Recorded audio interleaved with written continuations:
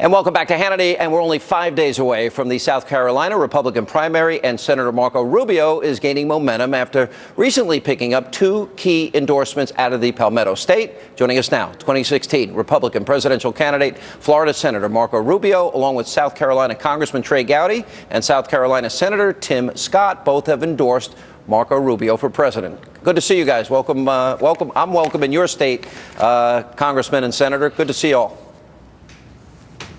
Thank you. It's good to be with you. Thank you. All right, Senator Rubio, let's start with, it's gotten very heated. We played a tape earlier tonight. Both you and Trump going after Ted Cruz, both used the word liar. South Carolina is known for its tough politics. Where do you stand with all these other candidates? Is it now gloves off time? No, I just don't. I mean, I think Ted over the last few weeks has shown a propensity to say things that simply aren't true. And when you say something that's not true and you know it's not true, it's called a lie. And I just have a problem with it. He's not telling the truth about marriage. He's not telling the truth about the issue of Planned Parenthood, on my stance on life. So this is a problem, and we need to clarify it because it's important for voters to know truth. And so when someone says something about me that's not true and does so repeatedly, as he did, for example, to Ben Carson when he paid for these robocalls to go into Iowa and say that he was dropping out of the race, it becomes a disturbing pattern. And so I've addressed that and will continue to, because it's an important factor in the race. Other than that, I'm going to remain focused on what this election should be about, which is how do we reverse the damage that this president is doing to this country. Well said. Senator Scott, your popularity in this state is like 80%. You now have endorsed Senator Rubio. Why'd you pick Senator Rubio over the other candidates? Well, I had the good fortune of hosting 12 of the presidential candidates in a one-on-one forum. And without any question, head and shoulders above the other 11 candidates was Marco Rubio. When I think about the fact that my brother is a colonel in the Air Force, I think about the guy I want leading this country on day one as commander-in-chief, my answer was simply Marco Rubio. When I think about understanding and appreciating how to get this economy, the stagnant economy that's having negative impact on so many middle-income families, who best to resurrect this notion of economic growth? Marco Rubio. And when I think about a conservative, not just a Republican, but a conservative who can inspire a new generation of voters, Marco Rubio. Easy, easy choice for me. Congressman, I want to go to your prosecutorial mind, and you are obviously very popular in the conservative community all across the country. And you made the choice as well. I mean, you're 2 of the most popular politicians here in South Carolina.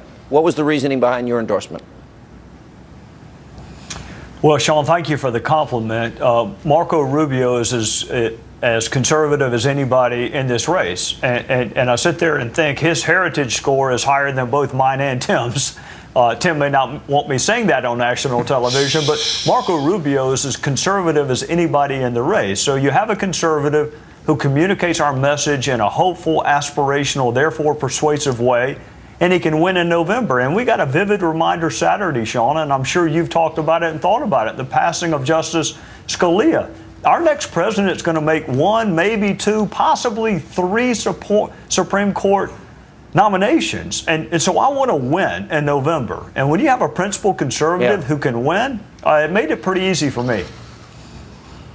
Senator Rubio and Senator Scott. Senator Rubio, I'll let you respond first. Do you agree with Mitch McConnell? We have not had a confirmation hearing for a Supreme Court justice in over 80 years. Do you think this should be a referendum for the people of this country in this election, and the Senate should not go forward with any appointment of President Obama? Without a doubt. Without a doubt. In fact, in the last year of a presidency, we don't even, at some point we stopped doing appellate judges. We have to remember, this isn't a lifetime appointment. I mean, this person could theoretically be there until the day they die. There's no way to remove a Supreme Court justice unless you impeach him for bad behavior. And so the bottom line is the balance of the court is at stake. Justice Scalia is one of the finest, if not the finest, jurist in defense of the original meaning of the Constitution we've ever had. He needs to be replaced with someone just like that. Barack Obama's not going to do that. But more importantly, it isn't fair to the American people. They can function with 8 justices. Their term ends in the middle part of this year. Then we're going to have an election in November where the voters are going to get to weigh in on what kind of justice they want by casting their vote for the right president. Yeah. And then, as I believe I'll be president, we're going to appoint someone to fill that vacancy that's like Justice Scalia. I concur without any question. I'd probably say it simply, absolutely, positively, we need to make sure that the next president and not the current president appoints the next Supreme Court justice. Senator Scott, do you think that the Republicans in the Senate, there's been a lot of criticism not using the power of the purse, for example, in the House on Obamacare, issues involving the president's executive amnesty, for example. Are you confident that Republican senators will hold the line on this issue? I've been talking to Republican senators all week long. There's no doubt in my mind that without any question, we will hold the line and make sure that the next president is in the position to appoint the next Supreme Court justice, and hopefully 2 more, because it is so important that we maintain this equilibrium that we've had for the last several years on the court. That means that we need to have a juggernaut of a conservative to replace Scalia. Congressman Gowdy, Senator Scott, you both know the state of South Carolina as well as anybody. Congressman, I'll start with you. We now have Senator Rubio in a very solid 3rd place. You know this state is known for its rough and tumble politics. How does he get over the finish line on top, which is where I know you both want him to be? Congressman. Well, Sean, he had such a great night Saturday night. He looked so presidential, and he may be the youngest from a chronological standpoint, but he sure seemed like an adult Saturday night in Greenville during the debate. So he's also got the most popular elected official in the entire state, in Tim Scott, supporting him and going around the state. I think when people get to meet Marco, we had a fabulous crowd yesterday in Easley. We had a great crowd this morning. When people get to hear him and meet him and ask him questions, they wind up supporting him. So it's my job and Tim's job to get him in front of as many people as we can throughout the state between now and Election Day. Well, Sean, you're more than already aware of the fact that the most popular politician in South Carolina is Trey Gowdy. We all have a tremendous amount of respect for what he's done. Here's the truth. Our endorsements are important, perhaps a little bit.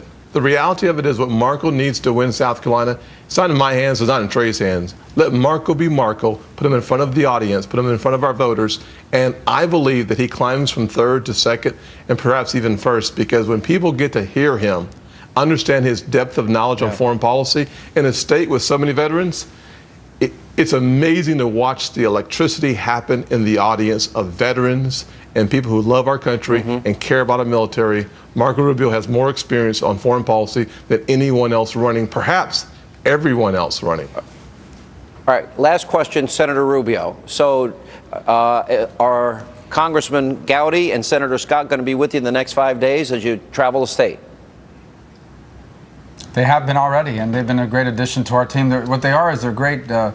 They're ratifiers. I mean, the people know they take this decision very seriously. To have us on our team, to have them on our team, has really helped us tremendously here in South Carolina. They've been a great resource for our campaign. And by the way, they exemplify what we want the party to be about. You look at these 2 gentlemen and the work they're doing. They are in public service for the right reason. They're pure conservatives, but they're applying those principles to the unique challenges before us. And most important of all, they are fierce defenders of the Constitution, which is under assault by Barack Obama. We need a president that will defend the Constitution, not undermine it. And having them on board sends a very clear signal that that's exactly what I'll do when I'm elected president. All right. I want to thank you all. By the way, Senator Scott and Senator Rubio, you might want to ask Congressman Gowdy why he denied my offer to push him to be Speaker, but that's a whole different story for another day. So good to see you all. Thanks for being with us. I can't afford the alimony. And coming up, more Hannity right after this break.